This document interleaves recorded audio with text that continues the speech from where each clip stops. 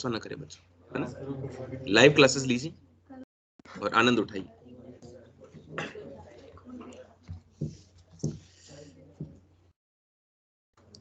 बिल्कुल, thank you Mohammad.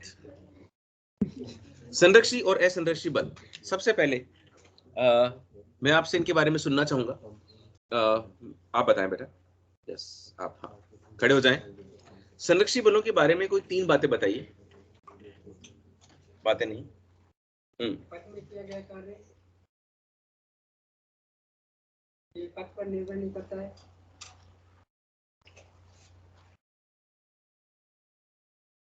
बैठ जाइए, बैठ जाइए।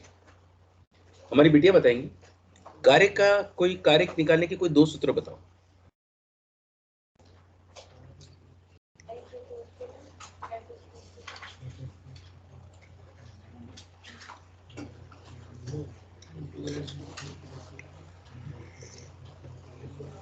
मित्र आप खड़े हो। आप बताओ, जब आप कार्य का कोई सवाल करते हो, जब कोई सवाल आता है कार्य का, तो आप सबसे पहले क्या देखते हो उस सवाल में?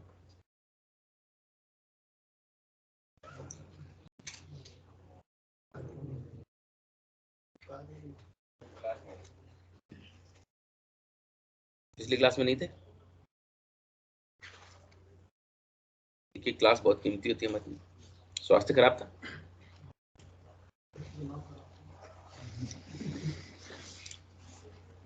वेट, हमारी बिटिया बताएंगी कार्य का सवाल सॉल्व करते समय आप सबसे पहले क्या चेक करती हैं? इस ऊपर दिया हुआ है या और जो विस्थापन है वो है, और अगर विस्थापन है तो उसका कांस्टेंट है। Very good. आप 2-3 चीजें चेक करते हैं। एक तो चेक करते हैं कि फोर्स कांस्टेंट है या वेरिएबल है। कांस्टेंट है तो आप सोचते हैं कि W बराबर Fs cos थीटा या F vector dot S vector लगाना है, और वो वेरिएबल है तो इंटीग्रेशन FdS लगाना है या integration F vector dot ds vector लगाना है। दूसरी चीज आप ये चेक करते हैं कि वो I और J की फॉर्म में दिया हुआ है या फिर नॉर्मल तरीके से दिया हुआ है। I J की फॉर्म में है तो डॉट प्रोडक्ट वाला फॉर्मूला लगाना है और अदरवाइज Fs cos थीटा लगाना है।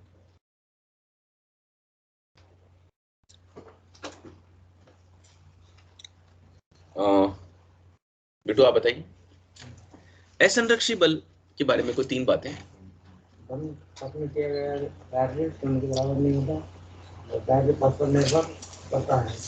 अच्छा, इसके कोई 2 उदाहरण बताओ। वेरी गुड, बैठ जाइए। चलिए इन बातों के बाद में मैं आपको आगे लिए चलता हूँ। तेज ऊर्जा बच्चों, अभी कुछ समय मैं आपको कुछ बेसिक अच्छी बातें बताऊंगा, इन्हें आप सुनना। ये आपके लिए कितना महत्वपूर्ण है ये आपको जैसे जैसे समय बीतेगा वैसे वैसे पता चलेगा। स्थितिज ऊर्जा, स्थिर ऊर्जा क्या होती है? कणों के अभिविन्यास के कारण निहित ऊर्जा को स्थितिज ऊर्जा कहते हैं। आज इस कक्षा में इतने सारे बच्चे बैठे हुए हैं और एक शिक्षक बैठे हुए हैं, तो हम लोग जो हैं जब इस तरह से बैठे हुए हैं तो हमारी एक पोटेंशियल एनर्जी है, स्थितिज ऊर्जा है। एक भी बच्चा खड़ा हो गया तो कणों की व्यवस्था बदल गई, तो सिस्टम की पोटेंशियल एनर्जी चेंज हो गई। जो दूसरी खास बात कि केवल संरक्षी बलों से संबंधित है। स्थितिज ऊर्जा का संबंध केवल और केवल संरक्षी बलों से होता है और किसी से कोई संबंध नहीं होता। असंरक्षी बलों से इसका कोई लेना देना नहीं है। पोटेंशियल एनर्जी में परिवर्तन, अगर आपको स्थितिज ऊर्जा में परिवर्तन निकालना हो तो कैसे निकालते हैं? It is equal to minus of the संरक्षी बलों के द्वारा किया गया कार्य। जो भी संरक्षी बलों के द्वारा किया गया कार्य है, जब उसके साथ में माइनस लगा दिया जाता है तो स्थितिज ऊर्जा में परिवर्तन आ जाता है। आज के बाद मेरा बच्चा याद रखिएगा, स्थितिज ऊर्जा में परिवर्तन बराबर माइनस संरक्षी बलों के द्वारा किया गया कार्य। बेटू आप बोलिए। अर्जुन, हाँ अर्जुन, इस चीज को बोलो। स्थितिज ऊर्जा में परिवर्तन बराबर माइनस संरक्षी बलों के द्वारा किया गया कार्य। इससे और आनंद लेते हो, आनंद लेते हो। स्थितिज ऊर्जा में परिवर्तन बराबर माइनस संरक्षी बलों के द्वारा किया गया कार्य, मतलब ऐसा आनंद आना चाहिए बोलते समय।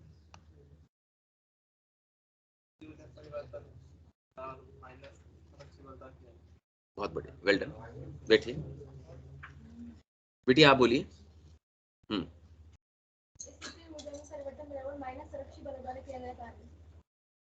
ओके।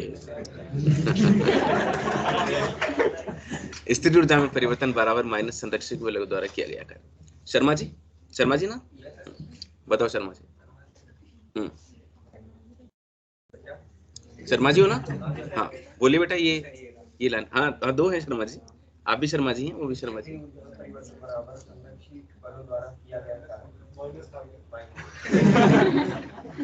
जो आनंद है वो माइनस में है, जो आनंद है वो संरक्षी बलों में है ना?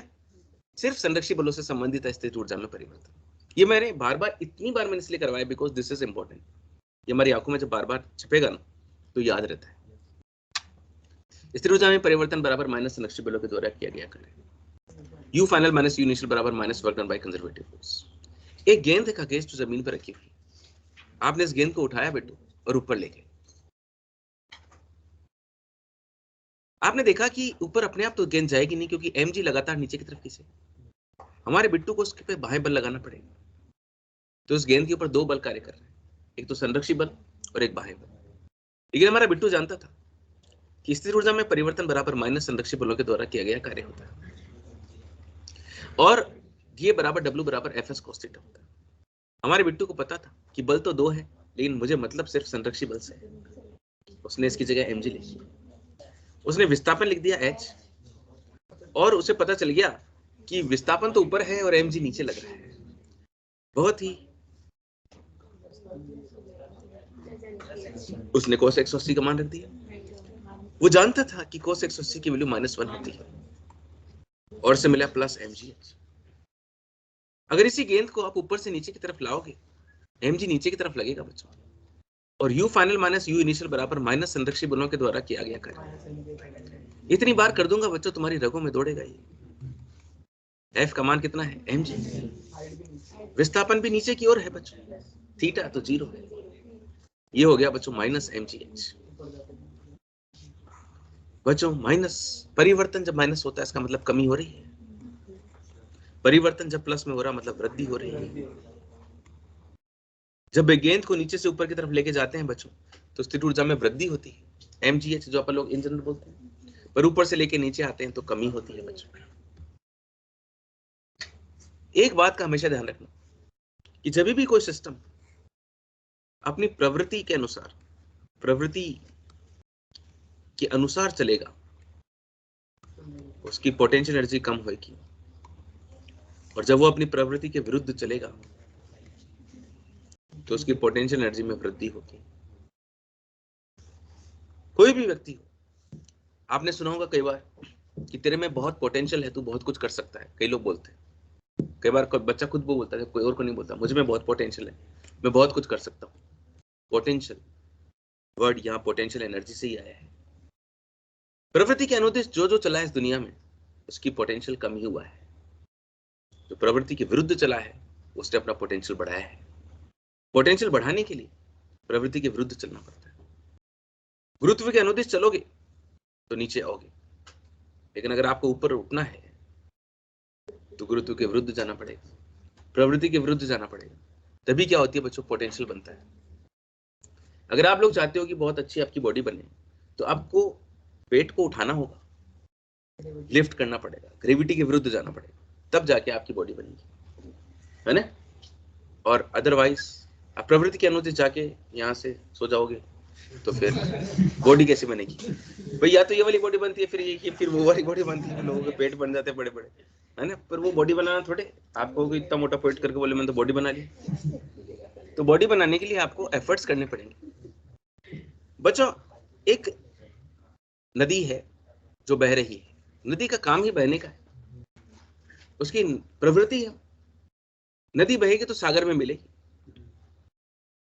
लेकिन इंसान ने पहचाना, हालांकि प्रकृति के विरुद्ध किया इंसान ने, लेकिन उसने नदी को बांध दिया बच्चों। इसलिए तो उसको बांध बोलते हैं, डैम, बांध दिया, है ना?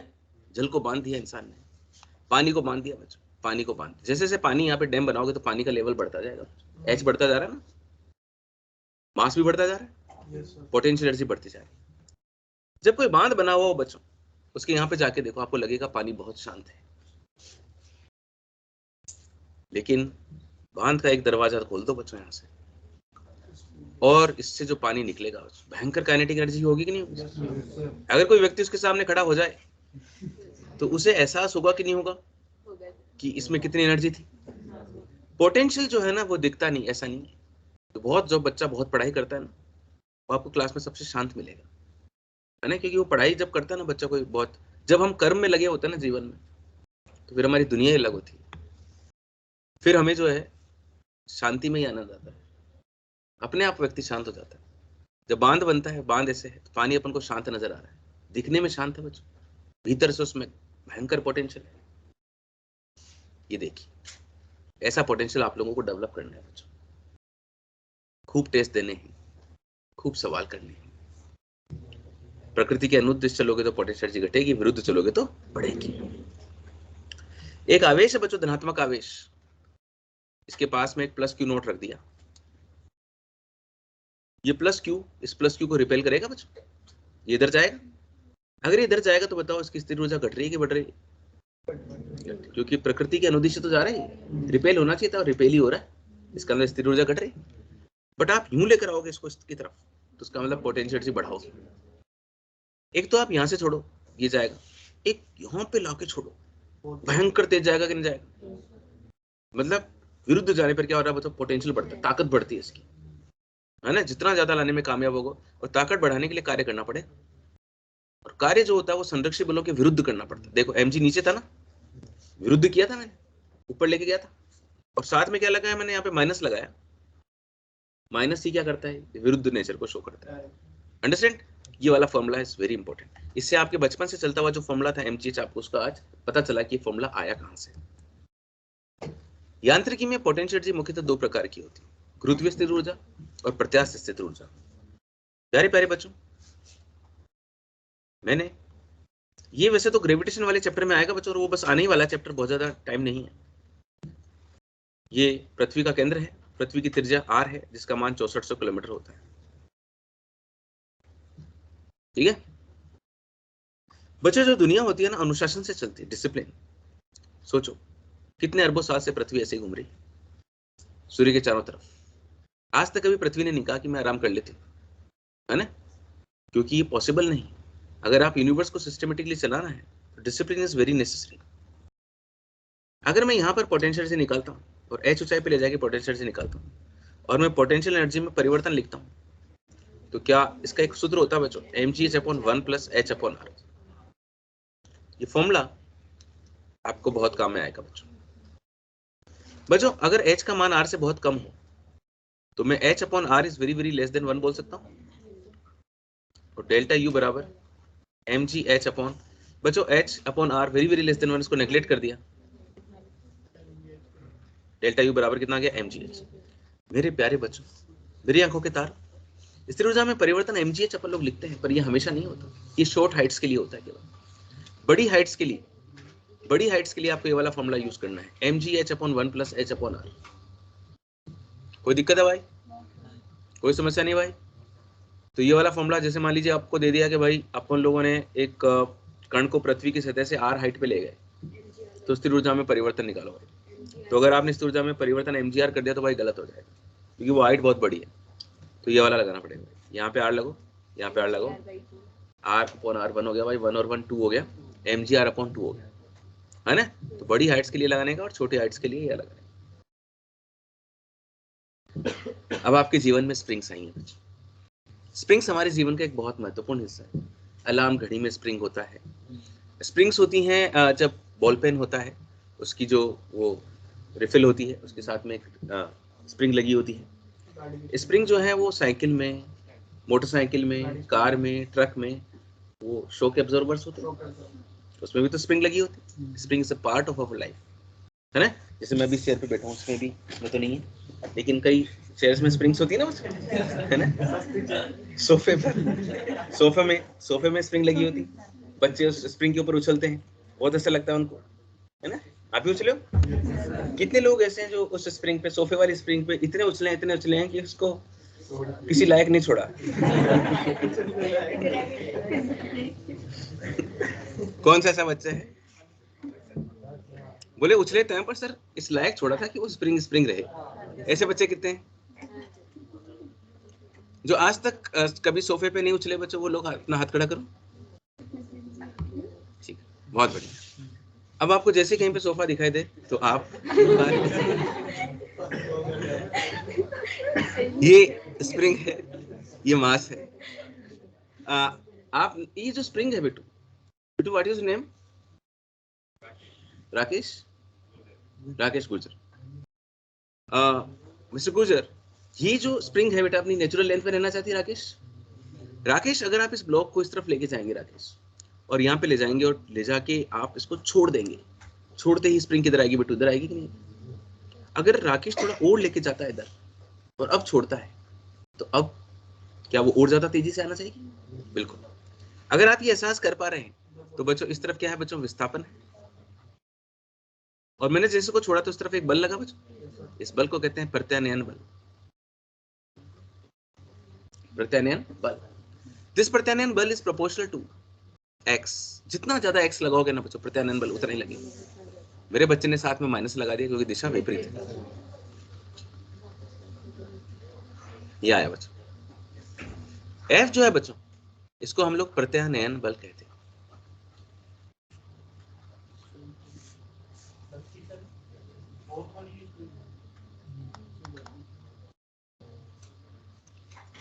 माय डियर स्टूडेंट्स, मेरे लवली बच्चों, अगर इसका मैग्नीट्यूड देखूं तो F बराबर कितना है? kx। यहाँ जो k होता है बच्चों, इसको कहते हैं बल नियतांक। प्यारे बच्चों, इसमें स्थिर ऊर्जा में परिवर्तन का ये सूत्र होता है। आओ मैं इसको डिराइव करूं। माय डियर स्टूडेंट, आप लोग जानते हैं माइनस WC होता है, एंड WC जो है क्या मैं इसके लिए integration f dx cos theta वाला फॉर्मूला लगाऊं? क्यों लगाऊं? Because force is variable. बिल्कुल सही पहचाना, x के साथ बदल रहा है बच्चों, तब मुझे ये यूज करना पड़ता है। बच्चों मेरा फोर्स इधर है भाई और मेरा डिस्प्लेसमेंट इधर है। एंगल कितना है? 180 डिग्री। मेरा बच्चा जानता है कि cos 180 की वैल्यू -1 होती है। माइनस और माइनस प्लस हो गया बच्चों, एंड इंटीग्रेशन f dx। जिंदगी बहुत खूबसूरत है बच्चों। f बराबर kx dx x²/2। बच्चों अगर मैं इसका एक्सटेंशन x1 से x2 तक करता हूं तो 2 तो बाहर,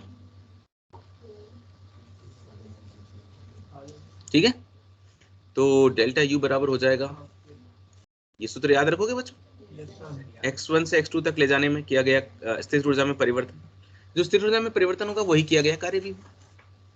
बच्चों अगर x1 का मान मैं 0 रख दूं और x2 का मान x रख दूं,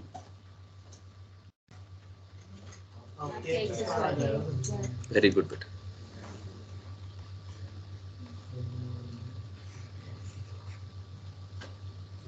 ठीक है, डेल्टा U बराबर हाफ के एक्स स्क्वायर।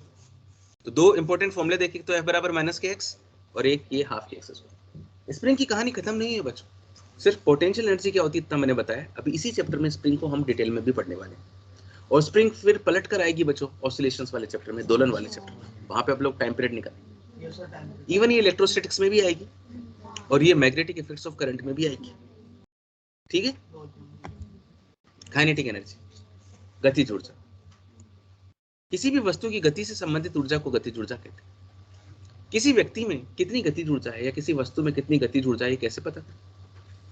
एक गतिशील वस्तु को रोकने में जितना कार्य किया जाएगा वही उसकी गतिज ऊर्जा है। कोई व्यक्ति भाग कर आ रहा है, उसको रोकने के लिए कितना कार्य करना पड़ेगा, वही क्या उसकी गतिज ऊर्जा है। राज, आप काइनेटिक एनर्जी निकालना चाहते हैं? तो राज तुम क्या करोगे? राज, तुम्हारे पास वेग था लेकिन आज वो 0 है। क्यों? क्योंकि आपने कोई मंदन बल लगाया होगा रोकने के लिए। राज को पता है कि कार्य बराबर होता है Fs। राज जानता था कि F बराबर ma होता है। राज तीसरी समीकरण लगाना चाहते हो या नहीं लगाना चाहते? राज कहना चाहते हैं कि गुरुजी मैं क्यों लगाऊं तीसरी समीकरण, जब मुझे पता है इसका डायरेक्ट फॉर्मूला जानता हूं मैं, s स्टॉपिंग डिस्टेंस है और उसकी वैल्यू v²/2a होती है। राज के पास सूत्र आया half mv²। Kinetic energy is equal to half mv²। ऐसे डिराइव होकर आती है ना?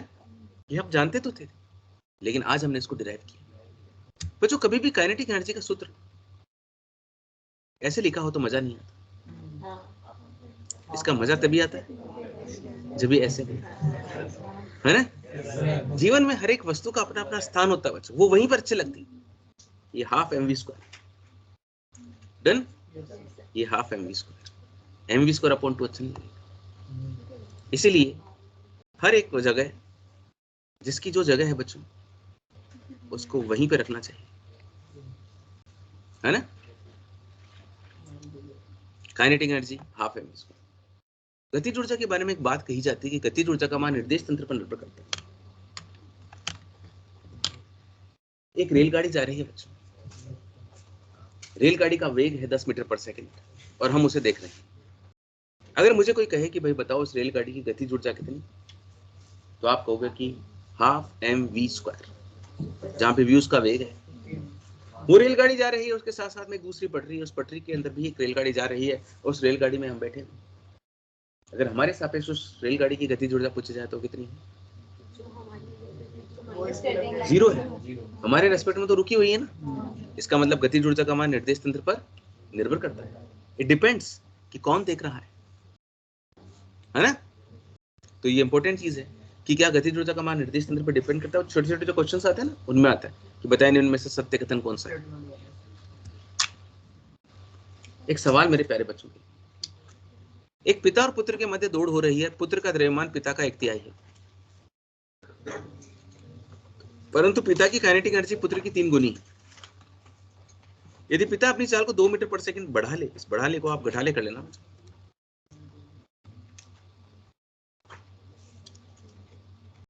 क्योंकि पिता की काइनेटिक एनर्जी ज्यादा थी। यदि पिता अपनी चाल को इतनी बढ़ा ले घटा ले तो दोनों की काइनेटिक एनर्जी समान हो जाती। तो पिता और पुत्र की प्रारंभिक चाल क्या थी, इसे आप लोग करेंगे बच्चों। इधर आप पिता के बारे में लिखें, इधर पुत्र के बारे में लिखें। पिता का मास अगर m है तो पुत्र का मास कितना है, m/3। पिता की चाल v1 मान लो और पुत्र की चाल v2 मान लो, और पिता की काइनेटिक एनर्जी पुत्र की काइनेटिक एनर्जी से 3 गुनी है।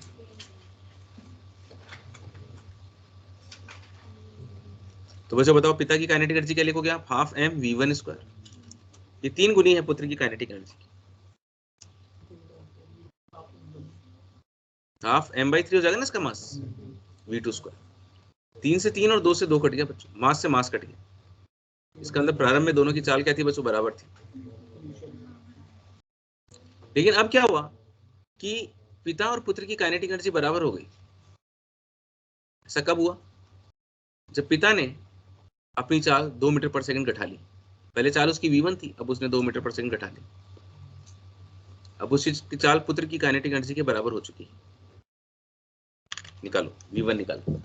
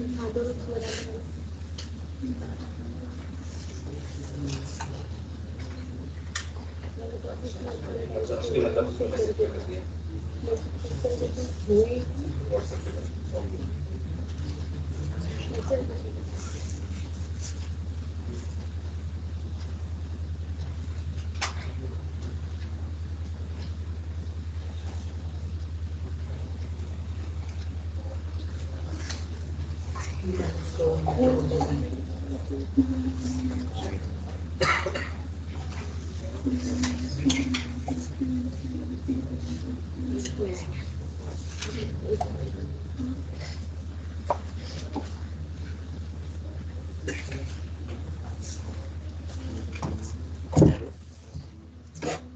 तेरी पीडीएफ आ गई है ना, मिल गई?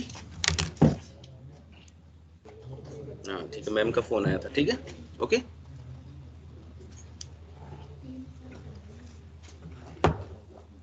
हाँ जी बच्चों, बढ़े आगे।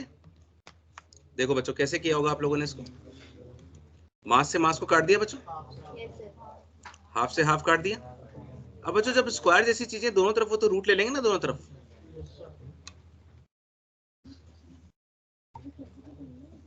अच्छा, v1 माइनस 2 बराबर v2 अपॉन रूट 3, तो v1 और v2 तो बराबर है ना बच्चों, तो v2 को मैं v1 लिख दूं,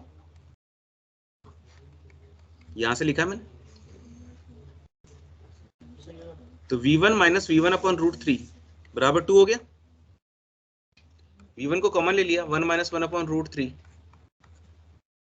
एलसीएम ले लिया रूट 3,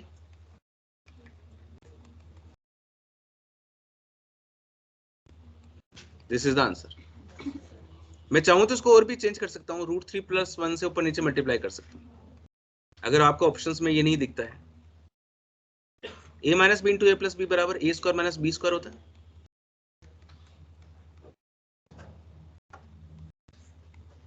3 माइनस 1 2 होता है ना बच्चों।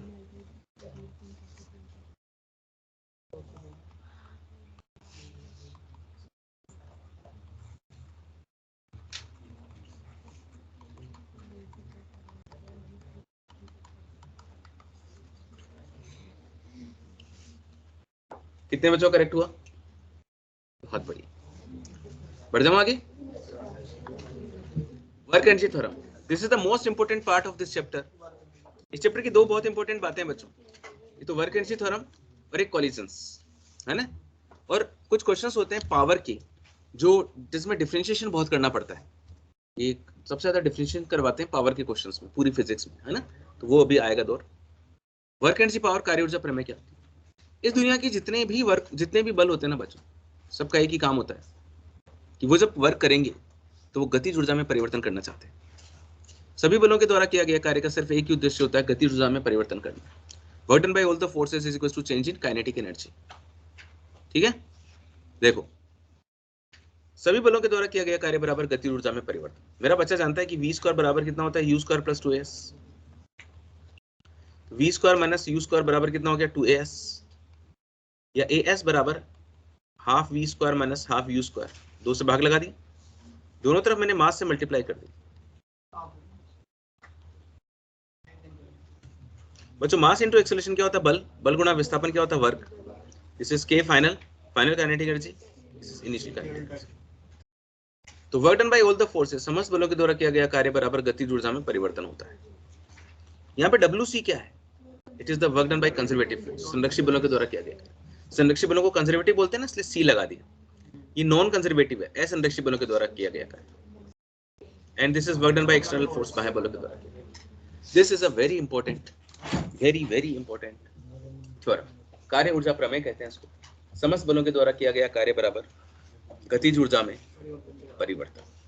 कोई दिक्कत? तो क्योंकि गतिज ऊर्जा में परिवर्तन करोगे तो वेग निकालना पड़ेगा, और वेग निकालने के सारे तरीके आपको आने चाहिए, है ना।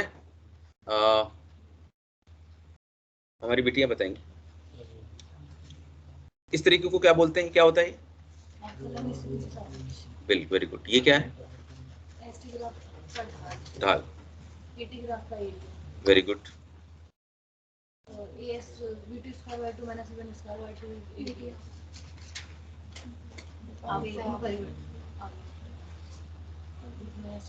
ये सब तरीके पढ़ रखे हैं ना बच्चों, ये तरीके इतने टिप्स पे हो जाएंगे आपके कि आपको 1D तो कभी पढ़ने की जरूरत नहीं पड़ेगी, इतनी बार आता है ये फिजिक्स में।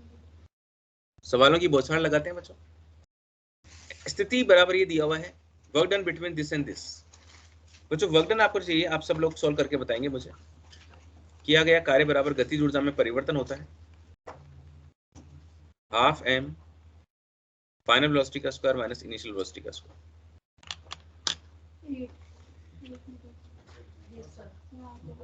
गलत नहीं होना चाहिए। 8 ही सही है। कितने बच्चों का 8 आ रहा है? कितने बच्चों का 64 आ रहा है? और 8 कितने लोगों का आ रहा है? 64 ही आ रहा है। 64 है।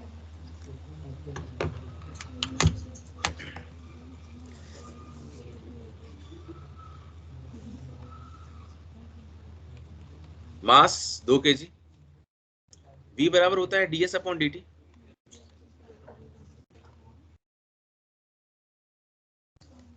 One by 4। v बराबर टी क्यूब हो गया ना बच्चों।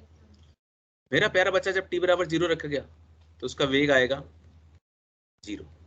पर जब मेरा बच्चा t बराबर 2 रखेगा तो उसका वेग आएगा 8। अब वो क्या करेगा? यहाँ पे 8 का स्क्वायर करेगा, मेरे बच्चे के पास 64 जूल आ जाएगा,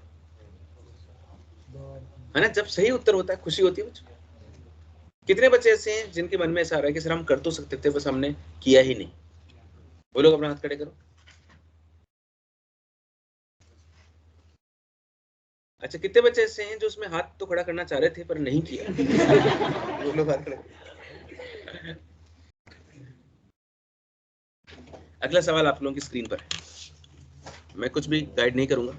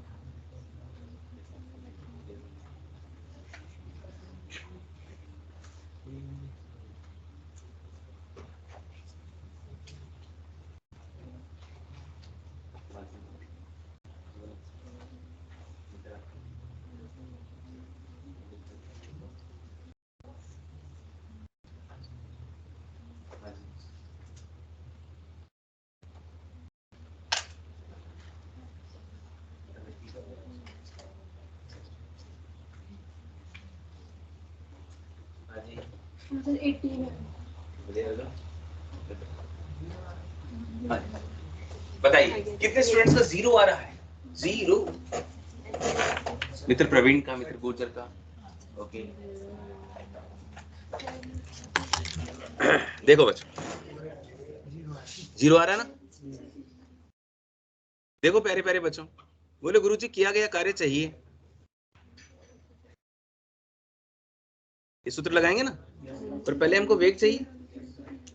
प्यारे बच्चों t बराबर रूट एक्स प्लस 3 है, तो रूट एक्स बराबर t माइनस 3 कर दिया। जब जीवन में रूट दिखे तो स्क्वायर कर देते हैं, और स्क्वायर दिखे तो रूट कर देते हैं, दोनों तरफ वर्क करने पर।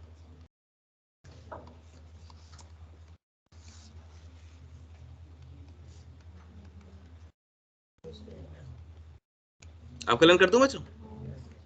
ये मेरे पास वेग आ गया। t बराबर 0 रखा तो वेग आ गया आपका -6, और t बराबर 6 रखा +6 आ गया। मास m है, फाइनल वेलोसिटी का स्क्वायर।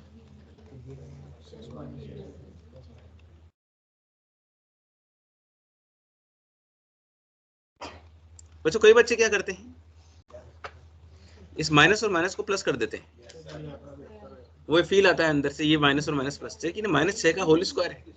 -6 का होल स्क्वायर मतलब 36 बन गया प्लस का, और फिर ये माइनस तो -36 है ना। इसको दृष्टि भ्रम कहते हैं। और ये कितना हो गया बच्चों? 0। ठीक है, एक और मौका, मैं कुछ भी नहीं बता रहा हूं, आपको करना है।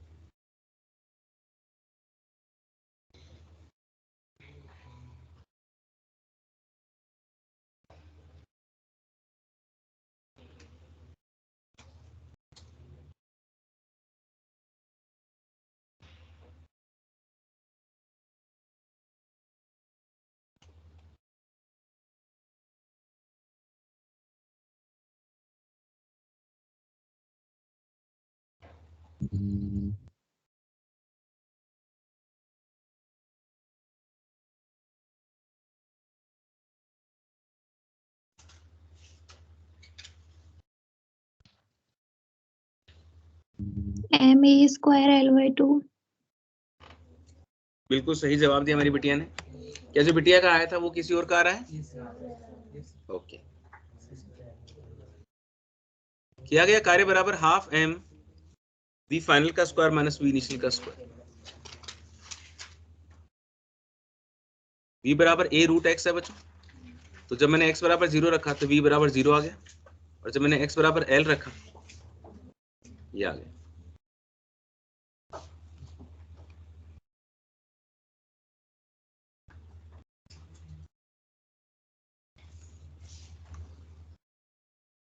करो, मैं कुछ भी नहीं बता रहा हूँ।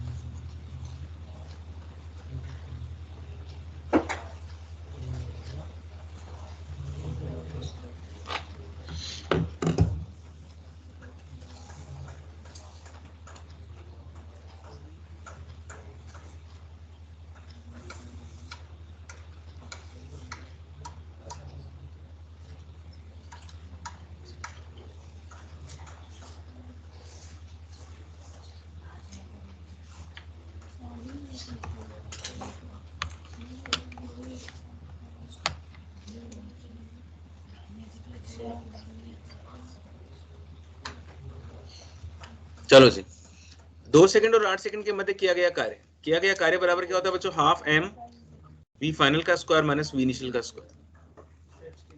मास कितना बच्चों? 2 kg। बच्चों 2 सेकंड्स के ऊपर 2 सेकंड्स पे वेग और 8 सेकंड्स पे वेग। बच्चों 0 से लेकर 5 तक हर बार स्लोप बराबर है ना बच्चों, तो xt वक्र का जो स्लोप होता है वही तो क्या होता है? वेग होता है। तो यहाँ से यहाँ तक अगर मैं वेग निकालना है तो वो आ जाएगा प्लस में, क्योंकि थीटा का मान क्या बच्चों? Less than 90 degree.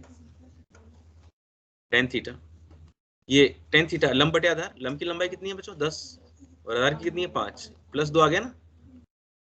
और यहाँ पर क्या हो गया बच्चों? Theta greater than 90 degree. लंब बटे आधार, लंब की लंबाई कितनी है बच्चों? 10, और आधार की कितनी है? 5। 5 को लिखा मैंने, ये वाला 5, और माइनस लगा दिया because theta greater than 90 degree, this is -2।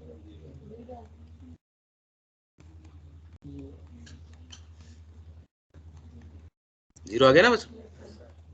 इस तरह से इसका उत्तर कितना है? 0। कितने बच्चों का आ गया? बहुत अच्छी, वेल डन बच्चों।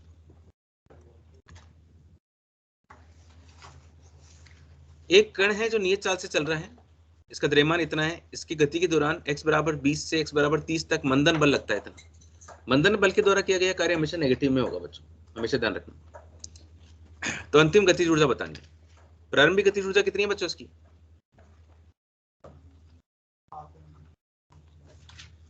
m कितना है? 10, और ये कितना है? 10। 500 जूल है ना। ये फाइनल मेरे को चाहिए। Work done by all the forces, work done by conservative, work done bye non conservative, work done by external बराबर k final minus k initial. बाह्य बल कहीं पे है नहीं बच्चों, असंरक्षित बल कहीं पे है नहीं, तो जो भी है मतलब ये ओवरऑल, ठीक है ना, कंजर्वेटिव मान लो या जो भी है, मतलब यही वर्क है ओवरऑल। में इन सब का एक वर्क बोल देता हूँ, सबको अलग अलग बोलने की बजाय मैं एक वर्क बोल देता हूँ। हमारी बिटिया रानी ने आंसर दी। क्या नाम है बेटा आपका? सिमरन। सिमरन का उत्तर आया है। आपका गया है मिस्टर किशन।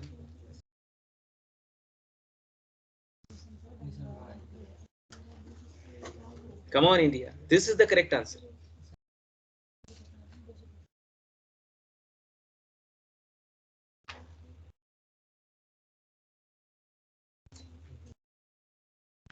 $475। Very good. चलिए समय समाप्त हुआ। देखो बच्चों, वर्कडन में निकाल लेता हूं। वर्कडन बराबर होता है बच्चों एफ एस कॉस थीटा। लेकिन बच्चों आप देखो मंदन बल है, मंदन बल है मतलब विस्थापन इधर होगा और बल इधर लगेगा, एंगल कितना होगा 180 डिग्री, माइनस एफ होना चाहिए। लेकिन जो बल दे रखा है आपका वो 0.1 इंटू एक्स है, ये वेरिएबल फोर्स है कि नहीं है बच्चों, क्योंकि देखो एक्स के साथ बदल रहा है। मैंने आज आते ही आपको पूछा था कि बताओ आप सवालों में क्या देखते हो, तो फोर्स वेरिएबल है तो आपको माइनस लगाना पड़ेगा ना, एफ की वैल्यू सॉरी मतलब ये इंटीग्रेशन करना पड़ेगा ना। 0.1 तो ठीक है, ये एक्स स्क्वायर बटे 2 हो गया बच्चों, तो ये पॉइंट हट गया, तो 1/20 एक्स स्क्वायर। लिमिट क्या लगाओगे बच्चों 20 से लेकर 30 तक, 30 का स्क्वायर माइनस 20 का स्क्वायर 900 माइनस 400 500/2 माइनस 250 हो गया ना बच्चों। यार मैंने कुछ गलती करी लगती है। अच्छा ये देखो जीरो इधर चला गया ना बच्चों, -25, सो दिस इज -25, हमें ये चाहिए एंड दिस इज 500।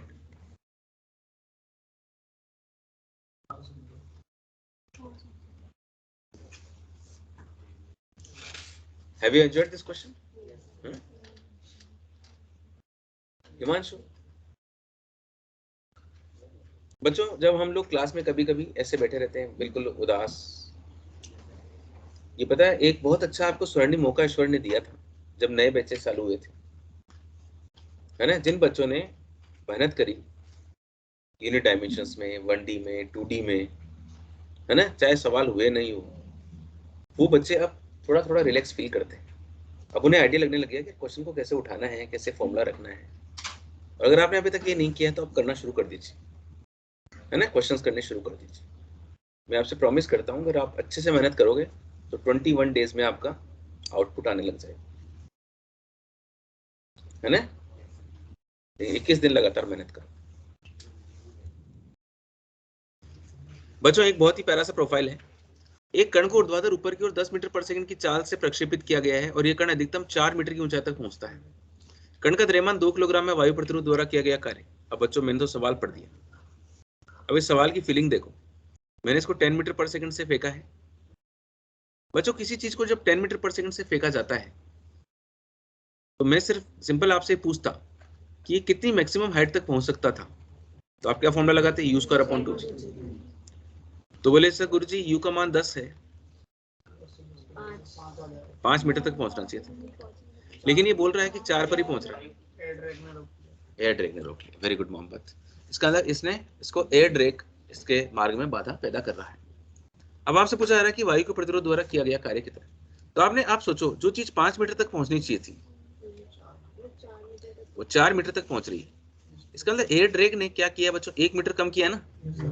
तो एयर ड्रैग के द्वारा किया गया कार्य निकालना हो तो वैसे तो mgh लिखते हैं। अच्छा एयर ड्रैग विरोधी बल है तो माइनस में आएगा। m कितना है बच्चों 2, g कितना है 10, और एयर ड्रैग ने जो अपना रोल प्ले किया वो कितना किया 1 मीटर, तो -20 joule. This is a way to solve the question, है ना, ये एक अप्रोच है। This is approach number 1। कोई दिक्कत है? अब मैं आपको अप्रोच 2 बताता हूँ इस क्वेश्चन को सॉल्व करने की। तो थोड़ी सी है तो बड़ी, लेकिन ये भी बड़ी काम की, ये हमेशा लगेगी अप्रोच 2। अप्रोच 2 देखो, work energy theorem, work done by conservative, work done bye non conservative, work done by external बराबर चेंज इन काइनेटिक एनर्जी। बच्चों चलो एक बात बताओ, टॉप पर पहुंचा ना कण, तो फाइनल काइनेटिक एनर्जी कितनी है 0। इनिशियली कितनी थी, हाफ mv²। बाह्य बल कोई है नहीं बच्चों, संरक्षित बलों WC क्या संरक्षित बलों के द्वारा किया गया। संरक्षित बल mg किधर लग रहा है बच्चों, नीचे। विस्थापन किधर हो रहा है, ऊपर, मतलब -mgh आएगा ना संरक्षित बल का, तो mgh। जो नॉन कंजर्वेटिव है वही तो वायु का प्रतिरोध है। तो आपने बोला गुरुजी देखो वायु के प्रतिरोध द्वारा किया गया कार्य बराबर, इस mgh को इधर ले गए,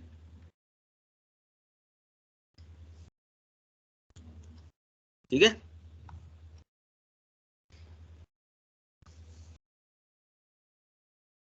अब m का मान कितना है बच्चों 2, g का मान कितना है 10, h का मान कितना है 4 मीटर। 4 मीटर पे तो पहुंच रहा है।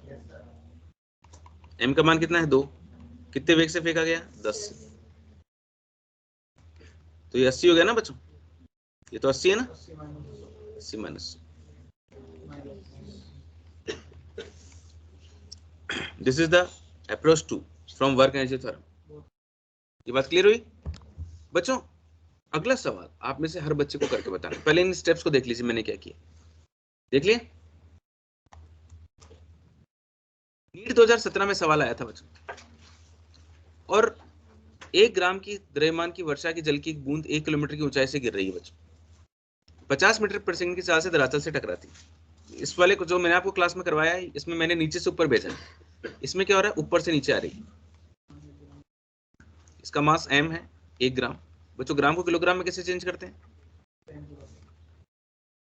1 किलोमीटर की ऊंचाई से गिर रही है बच्चों, h का मान कितना है, 1 किलोमीटर मतलब 1000 मीटर, और इतनी चाल से टकराई बच्चों।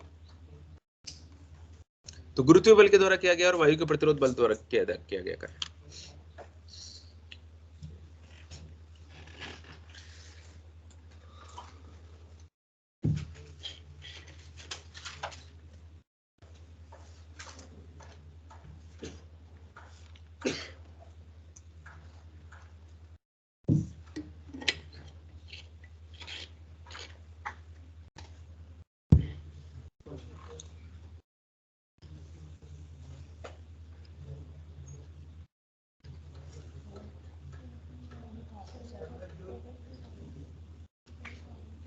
कितने बच्चे कहने first is the current? OMR बढ़ने का समय आ गया है, time is over.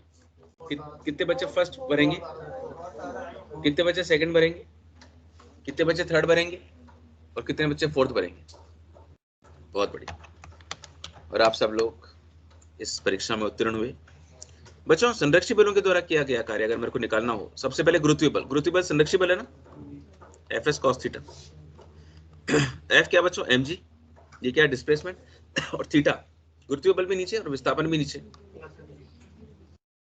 Plus M G H आ गया ना बच्चों।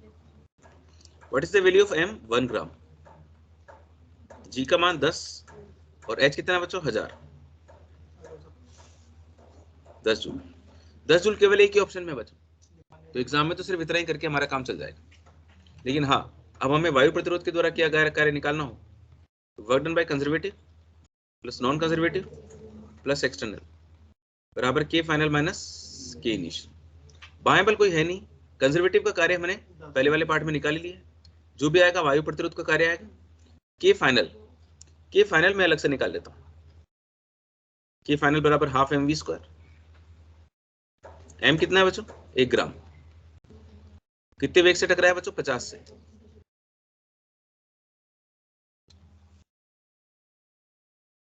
वन टू फाइव, नीचे डबल 0, 1.25 है ना बच्चों। वायु प्रतिरोध द्वारा किया गया कार्य बराबर 1.25 माइनस 10 माइनस 8.75 जूल। कोई दिक्कत आ रही है? यांत्रिक ऊर्जा संरक्षण का बच्चों, अगर मैं आपसे पूछता हूं कि यांत्रिक ऊर्जा संरक्षण का नियम क्या होता है ना mister Praveen, can you tell me, अपने अभी तक की नॉलेज के हिसाब से क्या मुझे बता सकते हो कि यांत्रिक ऊर्जा संरक्षण का नियम, यांत्रिक ऊर्जा क्या होती है प्रवीण, पहले तो बताओ।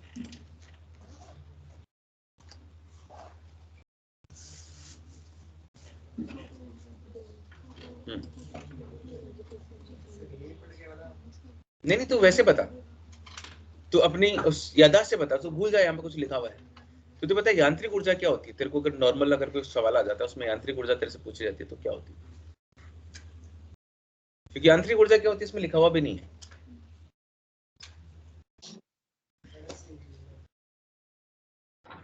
अच्छा देख, गतिज ऊर्जा होती है कोई, स्थिर ऊर्जा भी होती है, जब दोनों को जोड़ देते हैं उसी को यांत्रिक ऊर्जा है ना। बैठो प्रवीण, यांत्रिक ऊर्जा क्या होती है? गतिज ऊर्जा और स्थिर ऊर्जा का योग, उसे हम लोग क्या कहते हैं, यांत्रिक ऊर्जा। अंग्रेजी में इसको मैकेनिकल एनर्जी कहते हैं। ठीक है बच्चों, फर्स्ट ऑफ ऑल हमें पता होना चाहिए कि यांत्रिक ऊर्जा होती क्या है। बेटी आपका नाम बताओ एक बार फिर से। है सुमन। सुमन, आपको लगता है आपने कब ज्वाइन किया था आकाश? अक्टूबर में। उसके बाद में आपके जीवन में काफी बदलाव आए है ना। इतनी ज्यादा फिजिक्स कर रही हैं, केमिस्ट्री कर रही हैं, बॉटनी, जूलॉजी कर रही हैं, बच्चों कोचिंग एक ऐसी जगह होती है जहाँ पे आने के बाद, जहाँ के पहले, क्या बच्चे तो बच्चे होते हैं, ज्यादा थोड़े जानते है ना। बहुत कम लोग होते हैं जिनका सपना होता है नीट क्रैक करने का, जिनका सपना होता है डॉक्टर बनने का। बाकी को तो घर वाले एडमिशन करवा देते हैं, उनको लगता है बस कोचिंग जा रहे हैं। यहाँ आके जब हम लोगों के बीच में रहते हैं, उठते बैठे हैं, टेस्ट होते हैं, कंपटीशन होते हैं, टीचर सवाल करवाते हैं, फिर मन में धीरे धीरे पैदा होने लगती चिंगारी, क्या मेरे को भी करना है ना। इसलिए तो इनका महत्व होता है कोचिंग्स का। यहाँ पे आपको कॉम्पिटिटिव माहौल मिलता है। तो जब बच्चा एडमिशन लेता है तो वो तो उसको कुछ पता ही नहीं होता, और वही एक दिन टॉप कर जाता है। ठीक है, तो वो भावना अपने मन में, कंपटीशन की भावना पैदा करो। और एक बात हमेशा ध्यान रखो कि आपकी प्रतिस्पर्धा क्लासरूम में बैठे हुए बच्चों से नहीं, पूरे हिंदुस्तान में नीट की तैयारी करने वाले बच्चों से। ओके, और उसमें AIATS एक बड़ा इंपॉर्टेंट रोल प्ले करता है। AIATS में मार्क्स कितने आ रही हैं कभी मत सोचना। जब तक आपके 50 टेस्ट ना हो जाए ना, 50 टेस्ट FTA AITS मिला के, तब तो नंबरों के बारे में तो सोचना ही मत। ठीक है ना, खुद के ऊपर ऐसे कैलकुलेशन मत करने लगा ना, मेरे तो यार 125 नंबर ही आए हैं, मेरा क्या होगा। ठीक है, वही 125 लाने वाला है, एक दिन 720 भी लेकर आता है। इसलिए मेहनत करते जाना, बस रुकना मत। प्रवीण, जब तू बहुत आगे निकल जाएगा, बहुत बड़ा डॉक्टर बन जाएगा, एक बहुत बड़े सभागार में सभा हो रही होगी, तुझे बुलाया जाएगा मंच पे, और तू वहां पे भाषण दे रहा होगा, तू बताएगा लोगों को कि एक दिन वो भी था जिस दिन मेरे को फिजिक्स के गुरुजी ने खड़ा किया क्लास में और पूछा कि बेटा बता यांत्रिक ऊर्जा क्या होती है, और मुझे नहीं पता था कि यांत्रिक ऊर्जा क्या होती है। लेकिन मैंने कड़ी मेहनत करी, नीट क्रैक किया, और आज मैं आप सब लोगों के सामने हूँ, है ना। फिर वो फोटो डालना वहां का, फिर फेसबुक पे मेरे को भी टैग करना। Law of the conservation of mechanical energy, यांत्रिक ऊर्जा संरक्षण का नियम, उसका जो टाइटल है ना वो भी डालना, यांत्रिक ऊर्जा संरक्षण का नियम।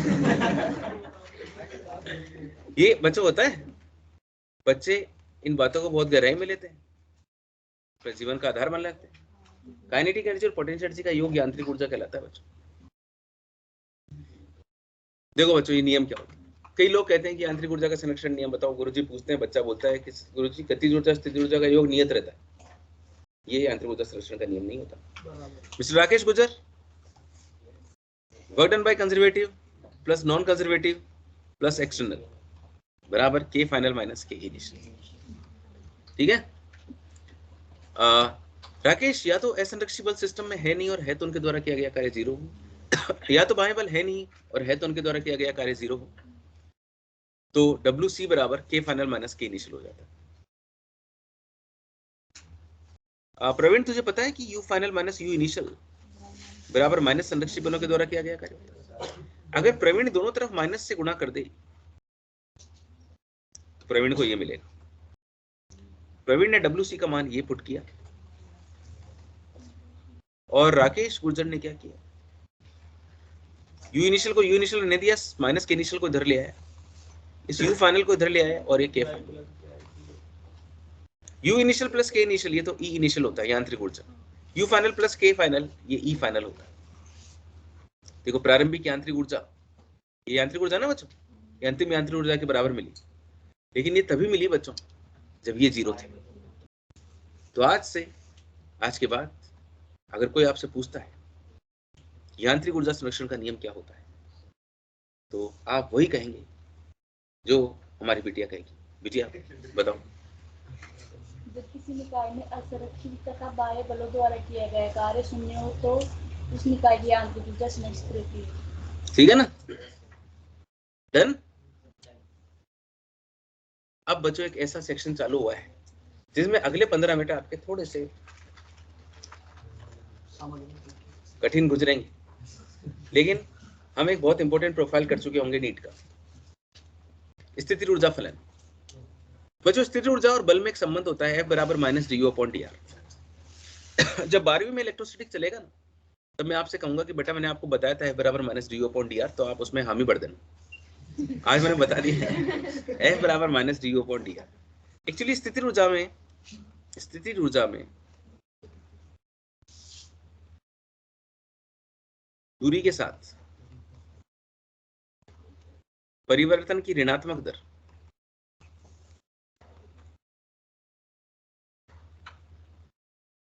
स्थिर ऊर्जा में दूरी के साथ परिवर्तन की ऋणात्मक जो दर होती है उसे हम लोग बल कहते हैं।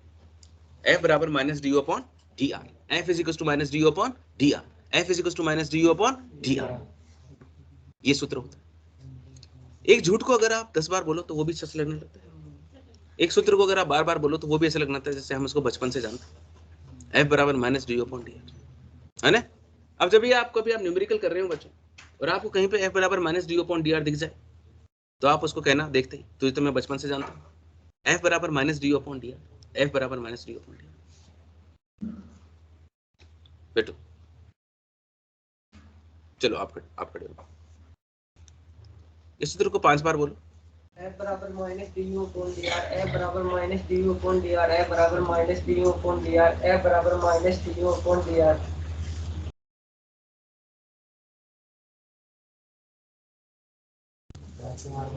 हमारे भाई ने बोला F बराबर minus D upon D are. आज चारों तरफ से सिर्फ एक ही बात गूंज रही है, देखो हमारी बिटिया,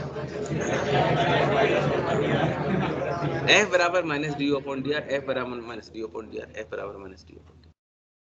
बहुत बढ़िया बच्चों। F का ही सूत्र होता है बच्चों, बल के 3 घटक होते हैं ना, ये x घटक है, x घटक आता है स्थिर ऊर्जा का, x के सापेक्ष अवकलन करोगे तो, y के सापेक्ष करोगे तो, और z के सापेक्ष करोगे तो। इक्विलिब्रियम, साम्यावस्था। इक्विलिब्रियम जो होता है F बराबर minus D upon D are, equilibrium का मतलब होता है फोर्स का जीरो होना। इक्विलिब्रियम 3 प्रकार का, स्थायी, अस्थायी और उदासीन। एक प्याला और प्याले में एक गेंद, वही प्याला लेकिन प्याले को उल्टा कर दिया और ऊपर गेंद लगा दी। अब की बार नीचे धरातल है, यहाँ पे गेंद रख दी।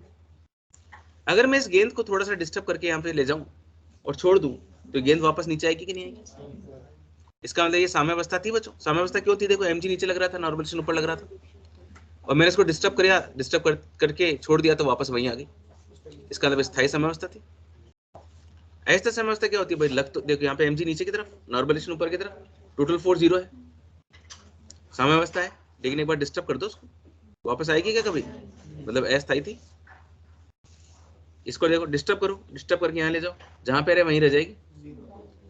जिसको डिस्टर्ब करें, डिस्टर्ब करने पे वापस लौट के आए, इसका मतलब स्थायी है। जिसको डिस्टर्ब करें लौट के ना आए, इसका मतलब अस्थायी है। और डिस्टर्ब करें और जहां छोड़ें वहीं पे रह जाए, ना आगे जाए ना पीछे जाए, वह उदासी। यहाँ पे U मिनिमम होता है, स्टेबल इक्विलिब्रियम। यहाँ पे U मैक्सिमम होता है और यहाँ पर U कांस्टेंट होता है, U चेंज ही नहीं होता है।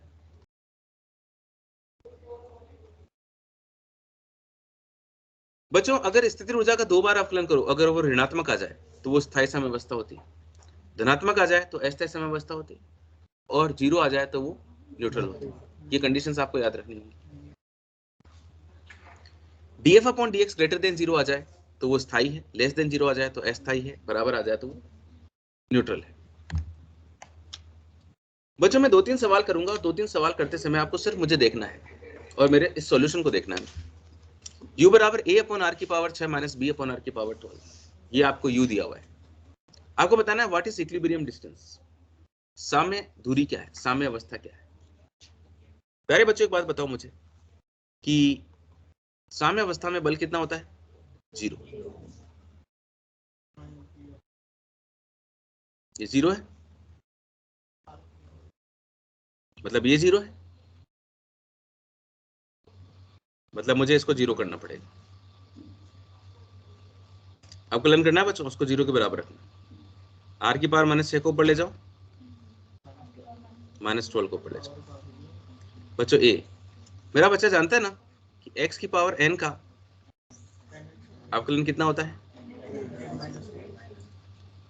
n का मान -6, n -1, n कोई दिक्कत है? -6a अपॉन r की पावर -7 को नीचे ले गए, ठीक है। एक पन्ना मुझे और चाहिए, तो हम ले आते हैं, एक नया पन्ना बनाते हैं।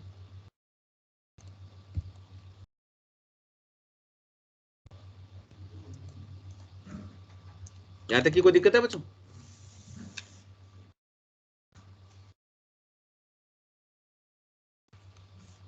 ये तो ठीक है, मतलब ये बराबर 0 था ना बच्चों, इसको तो यहीं पे रहने दिया, इसको इधर ले गए। ये क्या था? 13 था।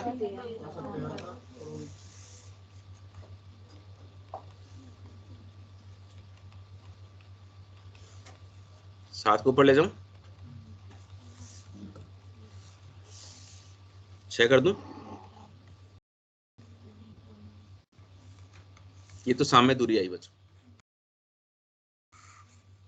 ठीक है। दूसरी चीज इस सवाल में पूछी गई थी, साम्यावस्था पर स्थिर ऊर्जा कितनी है। ये स्थिर ऊर्जा का फॉर्मूला था,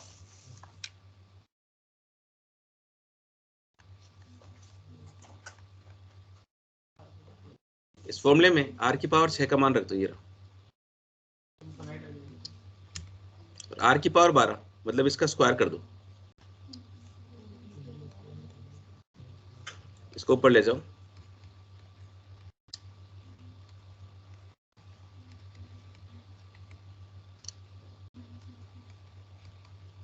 दिस इज द आंसर, है ना।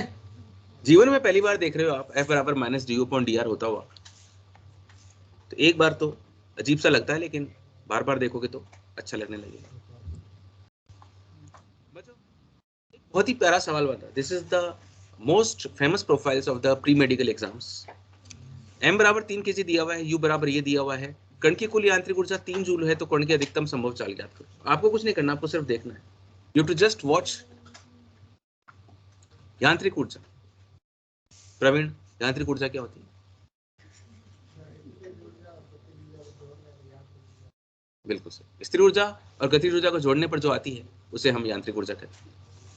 यांत्रिक ऊर्जा 3 जूल है, तो कण की अधिकतम संभव चाल ज्ञात करो। बच्चों जब चाल अधिकतम होगी तो गतिज ऊर्जा अधिकतम होगी कि नहीं होगी? और गतिज ऊर्जा और स्थिर ऊर्जा का योग तो नियत रहता है, और गतिज ऊर्जा अधिकतम है तो स्थिर ऊर्जा क्या है? न्यूनतम। और स्थिर ऊर्जा न्यूनतम कब होती है? स्थायी साम्यावस्था, और स्थायी साम्यावस्था में बल कितना होता है? 0। इस लेवल पे जाके आपको सोचना होगा। तो आप बोलोगे गुरुजी बात ऐसी कि कुल यांत्रिक ऊर्जा बराबर होती है kinetic energy plus potential energy. बोले गुरुजी ये तो 3 जूल दी हुई है, और आप पूछ रहे हो अधिकतम संभव चाल, मतलब काइनेटिक एनर्जी मैक्सिमम होनी चाहिए, मतलब यू मिनिमम होना चाहिए, और यू मिनिमम तब होता है जब स्थायी साम्यावस्था होती है, और क्योंकि वो साम्यावस्था है इसलिए बल कितना होगा? 0 होगा। और बोले गुरुजी F बराबर minus D you upon D are होता है, ये 0 होगा, मतलब D you upon D are 0 होना चाहिए, क्योंकि x के साथ चेंज हो रहा है तो ये 0 होना चाहिए। मुझे और नया पन्ना लेना पड़ेगा, ये मैंने पन्ने लिए।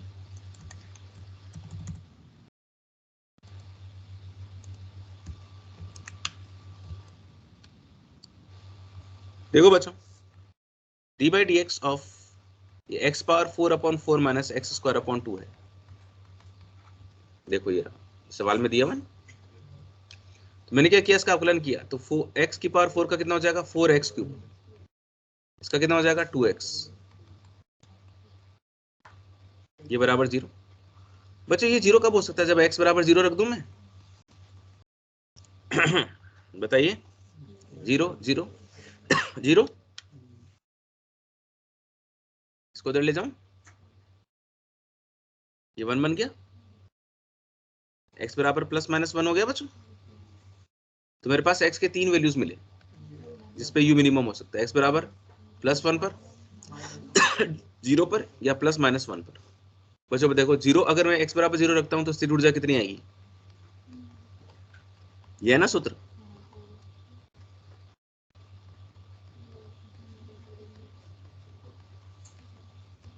u बराबर 0 आया, और अगर ये रखा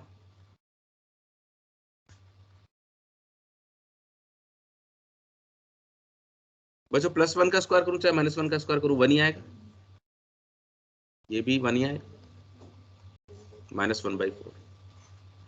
ये मान रखने पर मेरा u बराबर 0 आ रहा है, ये मान रखने पर मेरा माइनस 1/4 है। बताओ मुझे कौन सा मान पिक करना चाहिए, ये वाला कि ये वाला? ये वाला, क्योंकि मेरे को पोटेंशियल एनर्जी मैक्सिमम चाहिए थे, सॉरी काइनेटिक एनर्जी मैक्सिमम चाहिए थी, इसके लिए मेरी स्थिर ऊर्जा क्या होनी चाहिए? न्यूनतम होनी चाहिए, है ना। मित्र आपका नाम मैं भूल गया, मुझे फिर से याद दिलाओ। हाँ आपका है नरेंद्र। हाँ नरेंद्र नरेंद्र नरेंद्र नरेंद्र नरेंद्र गुजर।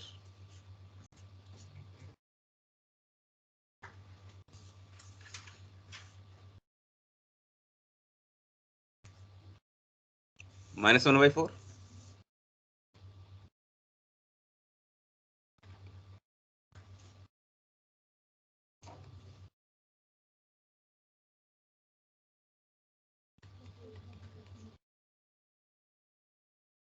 ओके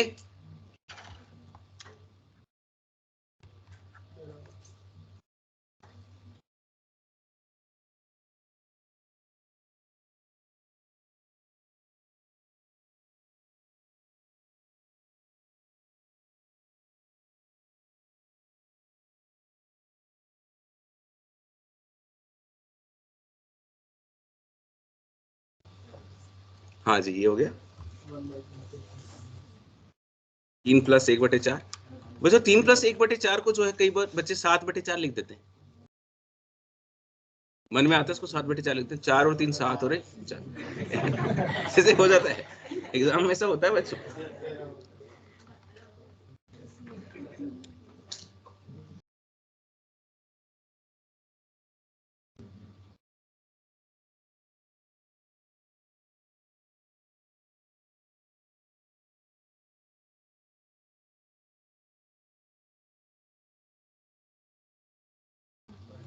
हाँ जी, काइनेटिक एनर्जी इतनी आ गई बच्चों। ये क्या हो गया बच्चों, हाफ mv²। मास कितना है बच्चों, 3।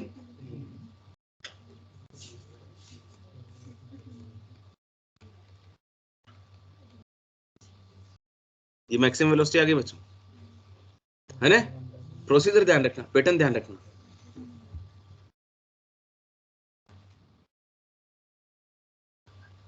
डन है।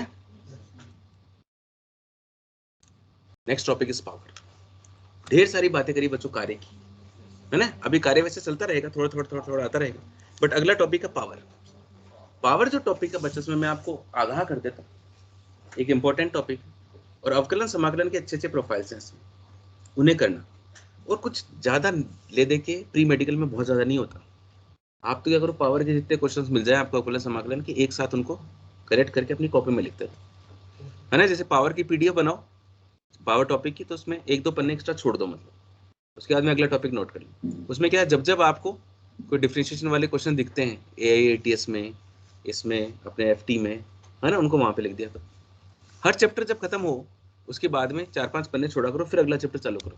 उसमें क्या करा करो, FT के और AITS के अच्छे प्रोफाइल जो आपको लग रहा हो ना चैप्टर के लास्ट में, अच्छे कंसेप्ट वगैरह वो लिखा करो, है ना। उससे आपकी बहुत चीजें अच्छी होती जाएंगी। आपकी कॉपी सबसे बड़ा इंपॉर्टेंट डॉक्यूमेंट है आपके लिए, ना आपकी रिकॉर्डिंग्स कभी काम में आने वाली है, ना PDF जो मैं आपको भेजता हूँ ये काम में आने वाली है। आपने जो कॉपी में लिख दिया ना वही काम आएगा, है ना। कॉपी का काम कभी पेंडिंग नहीं रहना चाहिए। पावर शक्ति, कार्य करने की दर, कोई कितनी तेजी से कार्य कर सकता है वही शक्ति है बच्चों। P = W/T। दो बालक हैं जो एक बिल्डिंग के ग्राउंड फ्लोर से टॉप फ्लोर तक दौड़ लगाते हैं, दोनों का मास बराबर है, तो दोनों को कार्य बराबर करना पड़ेगा ना, mgh। जो बालक जितने कम समय में उसको पार करेगा उसी की तो पावर ज्यादा होगी। कार्य क्या है बच्चों, जूल प्रति सेकंड, जूल प्रति सेकंड। इसको हम लोग क्या कहते हैं बच्चों, वाट कहते हैं। P = W/T। W बराबर क्या होता है बच्चों, F(s)। और नीचे क्या है, टाइम।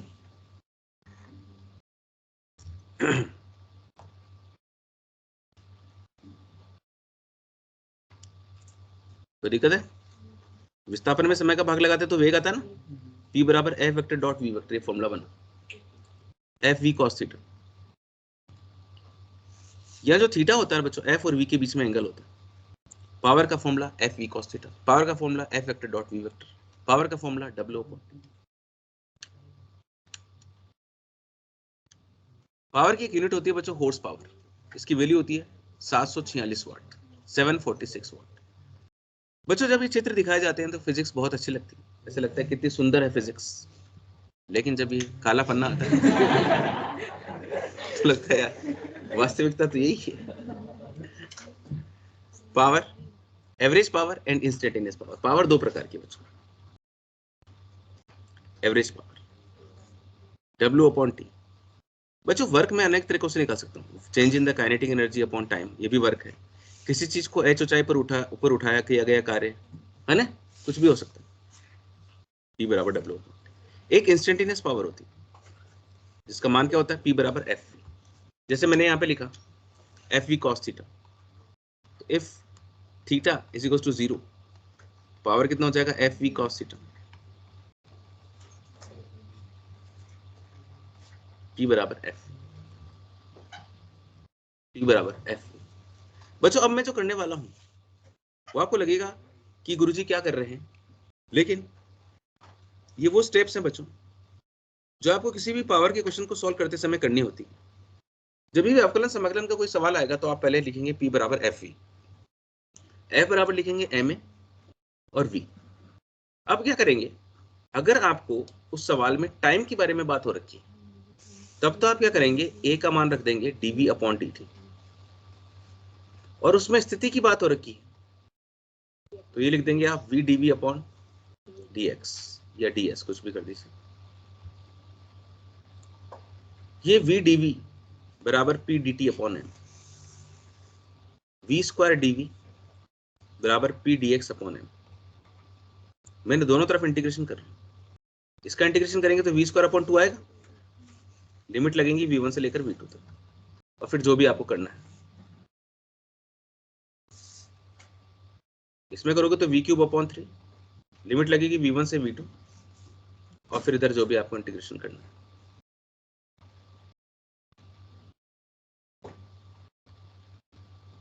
ये स्टेप्स करनी होती। मैं आपको सवाल की तरफ लेके जा रहा हूँ, लेकिन सवाल की तरफ जाने के पहले मैं एक बार मेरे ऑनलाइन वाले बच्चों से 2 मिनट बात करना चाहूँगा और उनकी अटेंडेंस भी लेना चाहूँगा। 18 बच्चे मुझे ऑनलाइन में देख रहे हैं, और ये जो बच्चे हैं ये हैं आशीष कुमार बेरवा, अभिषेक सैनी, अंकिता यादव, हर्ष कुमावत, हेमू कंवर, नैन्सी गोयल, नरेश गुर्जर, पंकज बेरवा, प्रियांशु सारस्वत, रवि सोलंकी, सागर निठारवाल, शैलेंद्र कुमार शर्मा, सीताराम चौधरी, सुमित कुमार, सुमित प्रधान, सुनील मीणा, वसुंधरा कुमारी, विशाल।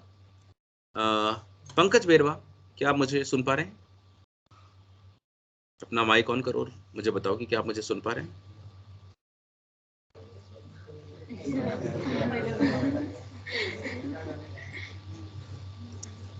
यहाँ बैठे हुए लोग आप पे इल्जाम लगा रहे हैं, क्या इनके इल्जाम सही हैं?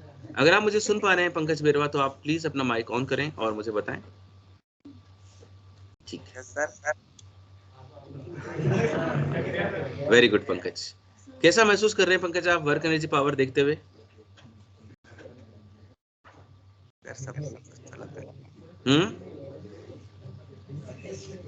अच्छा, नरेश गुर्जर, क्या आप मुझे देख पा रहे हैं और सुन पा रहे हैं? Yes sir. हाँ, आप ये बातें समझ पा रहे हैं नरेश, कार्य की ऊर्जा और जो सब बातें हो रही है यांत्रिक ऊर्जा की? हाँ सर। वेरी गुड, ठीक है, बंद कर लीजिए आप चाहे। Ravi Solanki? Yes sir. Very good. Ashish Kumar Berwa? जी sir. Very good. Abhishek Saini, एक बार ऑन करें आप भी।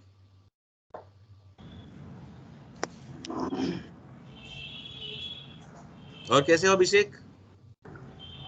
ठीक हो सर। अच्छा, हमारी अंकिता बिटिया, अंकिता यादव बिटिया? वेरी गुड, चलिए बहुत अच्छे, मेरे सभी बच्चे बहुत एक्टिवेटेड हैं।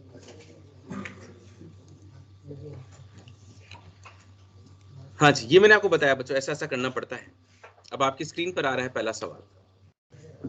ये आपको ये ऊपर ये अवरोध दिखाई दे रहा है, कोई बात नहीं, इस अवरोध का गया P बराबर 2t, ये दिया हुआ है बच्चों। m बराबर 2 किलोग्राम है, t बराबर 0 पर वेग कितना है, तो 2 सेकंड पर वेग चाहिए। बच्चों क्या करना चाहोगे? सबसे पहले जब कुछ भी नहीं सूझ रहा हो ना बच्चों पावर के अंदर, तो है ना ऐसे शुरुआत करा करो, P बराबर FV, F बराबर लिखा करो MA। अब बताओ A का कौन सा सूत्र लगाना चाहोगे? dV upon dt। क्योंकि पावर किसके टर्म में दी हुई है बच्चों, टाइम की टर्म में। अब रख दो p बराबर 2t और मुझे सोल्व करके बताओ आप।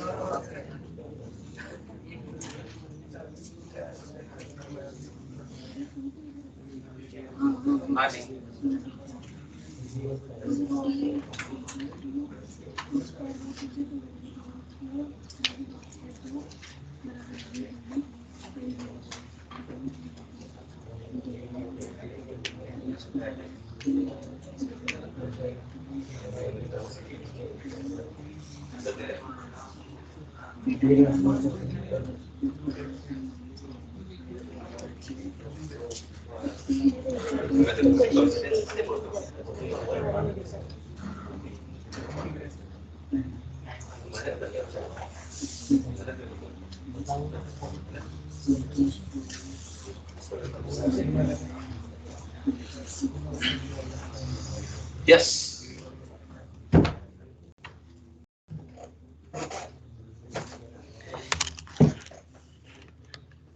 Come on India. कितने बच्चों का रूट 102 आ रहा है? रूट 104 कितने लोगों का आ रहा है? थैंक यू सो मच बच्चों। प्यारे बच्चों, क्या मैं m का मान 2 किलो रख सकता हूँ? 2 से 2 कट गया। क्या मैं दोनों तरफ इंटीग्रेशन लगा दूं? t बराबर 0 पर वेग कितना है बच्चों? 10 और t बराबर 2 पर वेग मुझे चाहिए। इसे मैंने v स्क्वायर अपॉन 2 लिख दिया यारो। 10 से v हो गया, t स्क्वायर अपॉन 2, 0 से 2, 2 से 2 कट गया मेरे प्यारे बच्चों। अपर का स्क्वायर, लोअर का स्क्वायर, 2 का स्क्वायर, 0 का स्क्वायर।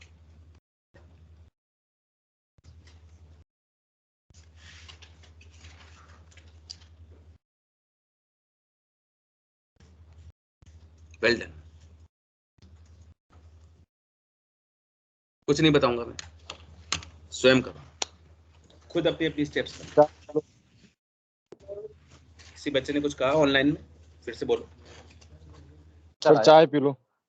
चाय आइए क्या तेरे पास? थैंक यू सो मच, तूने मुझे पूछा।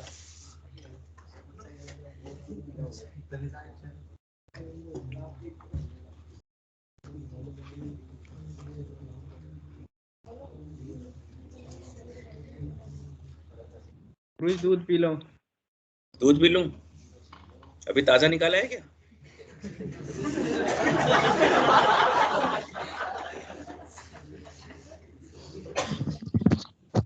Sir cold drink P low. अरे यार ये तो मत पिला यार तू, वैसे ही देख सर्दी जुकाम हो रखा है। पर तू प्यार से पिलाएगा तो पी लूंगा कोल्ड ड्रिंक पे।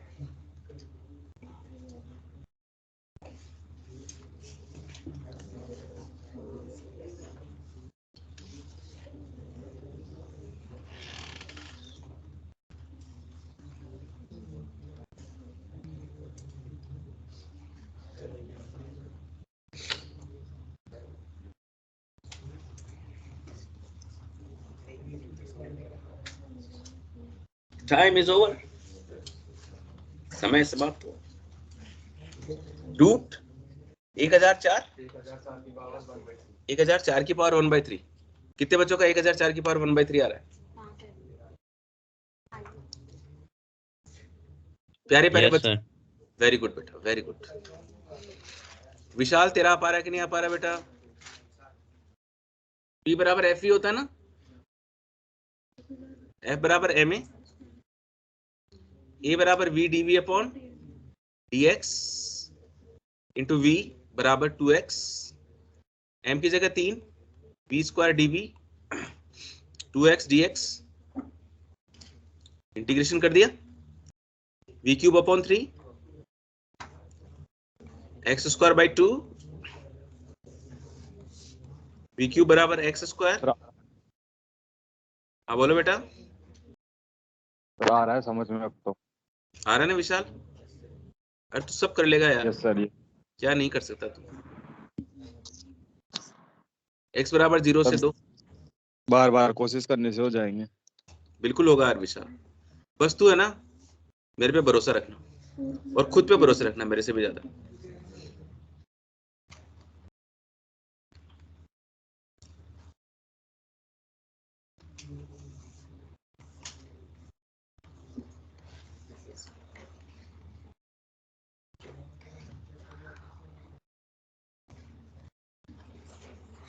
ओके, दक्षता, इफिशियंसी। इफिशियंसी क्या है बच्चों? मैंने आपको 10 बातें बताई और आपको उनमें से 4 बातें याद रही, तो आपकी दक्षता कितनी होगी? 40%, है ना? बोले गुरुजी ऐसा नहीं होता, आप हमें 100 बातें बताओ तो हमें 4 बातें याद रहती। तो 100 4/100 मतलब 4% होगी दक्षता, है ना? तो बच्चों ये आपका घर में ऊपर पानी की टंकी, नीचे मोटर, पानी जा रहा है, टंकी भर रही है, टंकी भर रही है। सुबह सुबह जब आप आते हो उस समय अगर आप टंकी को भरते हुए देखें तो उसकी आवाज साफ सुनाई देती है बच्चों पानी की। ये टंकी भर रही, छत की ऊंचाई h है, तो टंकी में जो आपने पानी भरा है उसका द्रव्यमान m है। कभी आपको द्रव्यमान न दे बल्कि बोला जाए कि आपकी जो टंकी है उसकी लंबाई, चौड़ाई और ऊंचाई इतनी इतनी, बताओ टंकी पूरी भरी हुई है, टंकी में पानी का द्रव्यमान कितना? आप कहेंगे गुरुजी द्रव्यमान बराबर आयतन गुणा घनत्व होता है, mass is equal to volume into density. बोलो गुरुजी घनत्व आयतन बराबर लंबाई गुणा चौड़ाई गुणा ऊंचाई और इनटू घनत्व। घनत्व किसका लिखेंगे बच्चों? जल का। मैं आपको बता देता हूं कि जल का घनत्व 1000 किलोग्राम प्रति मीटर क्यूब होता है। बच्चों अगर पारा भरा जाए कभी, पारे का इससे 13.6 गुना ज्यादा होता है। पारा जल की बजाय 13.6 गुना ज्यादा सघन होता है। दिस इज पारा। ये जो मोटर होती है ना बच्चों, मोटर पे लिखा होता है कि भाई कितने वाट की मोटर है। तो इनपुट पावर बराबर होता है जो प्रिंटेड पावर होती है ना, जैसे 500 वाट की मोटर है, 100 वाट की मोटर है, वो प्रिंटेड पावर है। और पी आउटपुट है, आउटपुट कितना मिल रहा है, पी बराबर W/T। बच्चों इस टंकी को भरने के लिए जो कार्य करना पड़ेगा वो कितना होगा? mgh, और नीचे क्या है? टाइम। आपको बोला कि एक टंकी को भरने में 1 घंटा लगा, टंकी इतनी ऊपर थी, टंकी की लंबाई चौड़ाई इतनी है, तो यहां से मास आ जाएगा mgh। This is the output and this is the input. 100 metre की ऊंचाई से प्रति सेकंड 10 किलोग्राम पानी एक टरबाइन पे गिर रहा है। टरबाइन हमारे जीवन का बहुत महत्वपूर्ण अंग है बच्चों। इसका हमारे जीवन में क्या महत्व है, ये थोड़ा सा तो मैं आपको EMI में बताऊंगा और थोड़ा सा मैं आपको न्यूक्लियर फिजिक्स में बताऊंगा। एक टरबाइन, और टरबाइन के ऊपर पानी आके गिर रहा है। पानी जब गिरेगा टरबाइन की प्लेट्स घूमेंगी, आपको बताना है बिल्कुल बिजली पैदा होगी। जिस दिन बिजली पैदा होगी बच्चों हम बर्थडे मनाएंगे उसका, है ना? और सारी प्रजा में लड्डू बंटवाए जाएंगे, बिजली पैदा हुई है, बिजली पैदा हुई है, और हम हैप्पी बर्थडे टू बिजली करेंगे। और बिजली कहेगी बिजली की रानी मैं हूं आई, कहते हैं मुझको हवा हवाई। मशीन की दक्षता कितनी है बच्चों? 80% है। टरबाइन द्वारा उत्पन्न शक्ति आपको निकालनी है। ईटा बराबर होता है output power upon input power. अब की बार आपने इनपुट यहां से डाला है बच्चों ऊपर से, जो कितना होगा? mgh/T, और आउटपुट पावर मेरे को चाहिए कि टरबाइन कितनी शक्ति पैदा करेगा। ईटा की वैल्यू आपको 80% दी हुई है। 80% का मतलब होता है 100 में से 80 नंबर आना। ये जो m/t है बच्चों, ये होता है कि किलोग्राम प्रति सेकंड। हर एक सेकंड में कितना किलोग्राम पानी आके गिर रहा है। 10 किलोग्राम पानी प्रति सेकंड आके गिर रहा है। मैं आप लोगों पे छोड़ता हूँ उसको करना।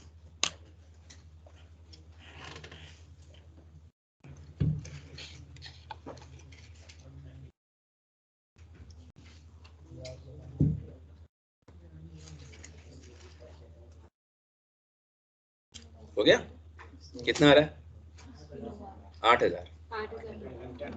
कितने बच्चों का 8000 वाट आ गया? आपका 10,000 आ रहा है।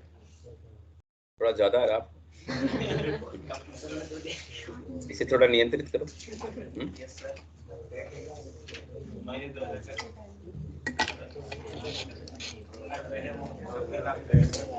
आपका जो आ रहा है बेटा, वो इनपुट पावर आ रहा है।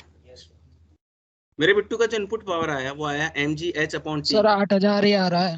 8000 ही आ रहा है ना? ये देखो, हाँ सर। m/t दिया हुआ है 10 kg/s। ऑनलाइन वाले बच्चे अपने हाथ कैसे खड़े करेंगे बच्चों? ऑनलाइन वाले बच्चों जब कहा जाएगा अपना हाथ खड़ा करो, तब अपना मोबाइल ऊपर कर लिया करो बच्चों, है ना?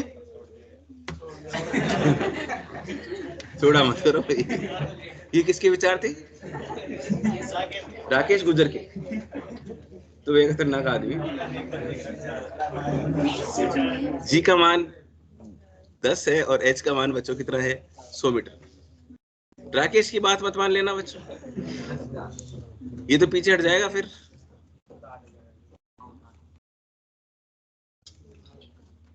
अस्सी बटे 100, 00 से 00 गया एंड आउटपुट पावर आ रहा है 8000 वाट। कोई दिक्कत है बच्चों?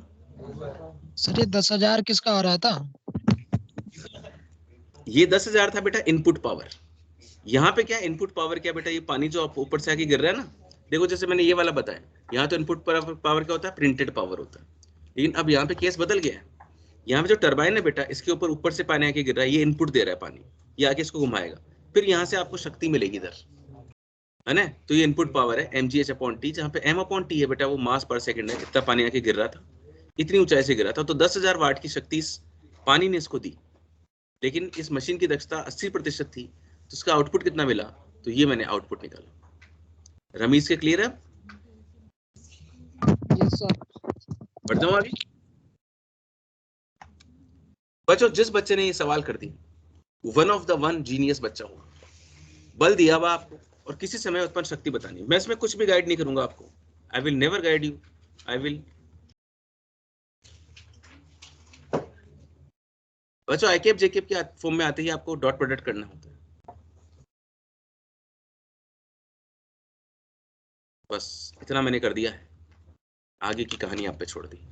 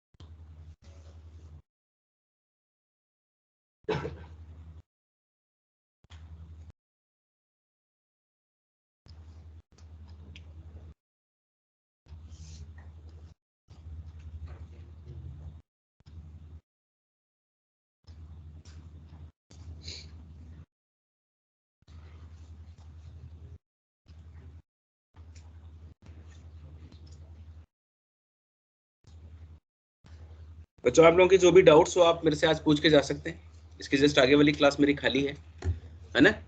तो आप अपने डाउट्स पूछ। सर हो गया sir. Okay. TQ + 9/2 T7 answer आ रहा है सर। एक बार फिर से बोलो, एक बार थोड़ा सा स्लो होके बोलना। बोलो। TQ प्लस हम्म 9/2 हम्म T7 और T की कितना घात 7, इतना आंसर आ रहा है सर। बिल्कुल सही उत्तर दिया बेटा, बिल्कुल सही उत्तर दिया है। And thank you so much for this answer. बच्चों आपको वेग चाहिए, अब बल से वेग कैसे निकालो? पहले तो त्वरण निकालोगे ना बल से। तो देखो बल कितना है बच्चों, 2Ti के प्लस 6T क्यूब जे के, और नीचे 2 का भाग लगा दिया, ये Ti के प्लस 3T क्यूब जे के। अब आपको पता है कि वेग निकालने के लिए इंटीग्रेशन एडीटी करना पड़ता है बच्चों। अब वैसे v2 माइनस v1 होता है, प्रारंभिक वेग के बारे में कोई जानकारी नहीं है तो मैंने इसको 0 मान लिया। अच्छा, इसका इंटीग्रेशन करोगे तो कितना आ जाएगा, T²/2।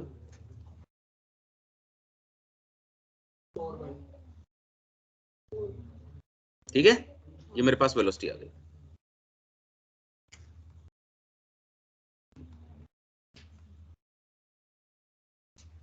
आई के पे गुणांकों को मल्टीप्लाई कर दो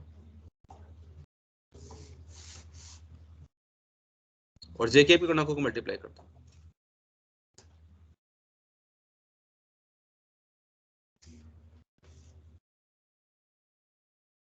बिल्कुल सही आंसर। बच्चों कई बच्चे सोच रहे होंगे सर आपने यहाँ पे आई केप और यहाँ पे जे केप नहीं लगाया, वो थोड़े लगेंगे बच्चों।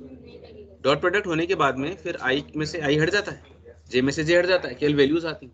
वैसे भी पावर क्या बच्चों, एक अदिश राशि है, इसलिए यहाँ पे आई केप जे केप की टर्म्स नहीं आएंगी। How to convert joule into electron volt and calorie? Joule को इलेक्ट्रॉन वोल्ट और कैलोरी में कैसे चेंज किया जाए? 1 इलेक्ट्रॉन वोल्ट बराबर इतना होता है बच्चों, 1 जूल बराबर इतना होगा। 1 कैलोरी बराबर 4.2 जूल होती है।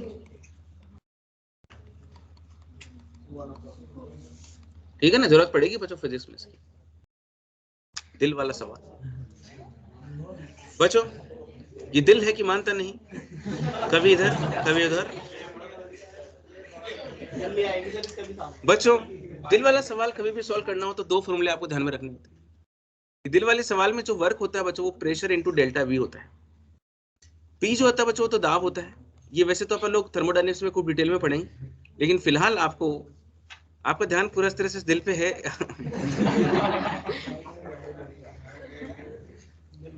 बच्चों W बराबर P डेल्टा वी होता है, तो ये फॉर्मूला यूज में लेना होता है। और दूसरा P बराबर H रो जी, कभी दाब निकालना हो बच्चों, उसको पावर से भी, P फॉर पावर भी होता है, P फॉर दाब भी होता है, P फॉर संवेग भी होता है। H रो जी, H तो होता है भाई कितने मिलीमीटर का स्तंभ है, रो घनत्व होता है, और G क्या होता है बच्चों, G होता है। ठीक है, अब जैसे जब तक दिल ऐसा दिखे तब तक तो अच्छा लगता है बच्चों, लेकिन वास्तव में होता क्या है, इस प्रकार के सवालों में दिल आता है ना, तो अच्छा नहीं लगता। एक मनुष्य का हृदय इतने 150 मिलीमीटर मरकरी के दाब पर धमनियों से प्रति मिनट 5 लीटर का रक्त पंप करता है। यदि मरकरी का घनत्व इतना हो तो बच्चों एक बात बताओ, एक पानी की टंकी, एक घर में एक छत के ऊपर पानी की टंकी, जिसकी लंबाई, चौड़ाई और ऊंचाई 1-1 मीटर है, इसमें मैंने पानी भर दिया और उस पानी का द्रव्यमान निकालना है। तो आप कहोगे गुरुजी मास बराबर वॉल्यूम इनटू डेंसिटी। वॉल्यूम कितना हो जाएगा, 1 मीटर क्यूब। पानी का घनत्व कितना बच्चों, 1000। तो आप कहोगे गुरुजी 1000 किलोग्राम पानी है बच्चों। इसमें जब पानी भरते हैं और अगर मैं लीटर में इसका आयतन निकालूं, 1 मीटर क्यूब बराबर 1000 लीटर आएगा कि नहीं? 1 मीटर क्यूब जिस टंकी का आयतन हो, उसमें जब पानी लीटर में निकाला जाता है तो 1000 लीटर आता है। 1 लीटर बराबर 10⁻³ मीटर क्यूब होता है। धमनियों में दाब अगर आपको चाहिए हो तो P बराबर H रो जी होता है। दाब कितना, 150 मिलीमीटर, H का मान 150 मिलीमीटर, मिलीमीटर को मैंने मीटर में चेंज कर दिया। पारे का, इसमें पारा भर रखा है तो पारे का घनत्व आएगा इनटू G की वैल्यू 10 आएगी, यहाँ से P निकल कर आता है जो दाब है। शक्ति बतानी है दिल की, P बराबर W/T। W बराबर होता है P delta V, pressure into change in the volume upon T। P जो है वो H रो जी है, डेल्टा V इसका वैल्यू दे रखा है 5 लीटर, लीटर को मीटर क्यूब में चेंज कर लेना। प्रति सेकंड होता है पर ये प्रति मिनट दिया हुआ है, इसको 60 से भाग लगा देना, और H रो जी जब ये मान रखोगे तो उत्तर आएगा 1.7 वाट। हमारे दिल की जो शक्ति होती है वो 1.7 वाट होती है। कितनी होती है बच्चों, 1.7 वाट एवरेज। कैलकुलेशन वाला सवाल, री-एएफएमटी में आया हुआ सवाल। समय समाप्ति की ओर बढ़ रहा है और आज के लिए इतना ही। बहुत अच्छा लगा आप लोगों के साथ मिलकर। धन्यवाद, आप मेरे जीवन में ऐसे ही बने रहें। विशाल, थैंक यू सर। आज हम विशाल को देख पाए बहुत दिनों के बाद में। विशाल, आपको देख के बहुत अच्छा लग रहा है, रियली। बस आप ऐसे ही मुस्कुराते रहा करो, हमें बहुत अच्छा लगेगा। रमेश राजा हमारे साथ में हैं और छत पे रमेश छत पे अपनी पढ़ाई कर रहा है बच्चों। रमेश अपनी छत से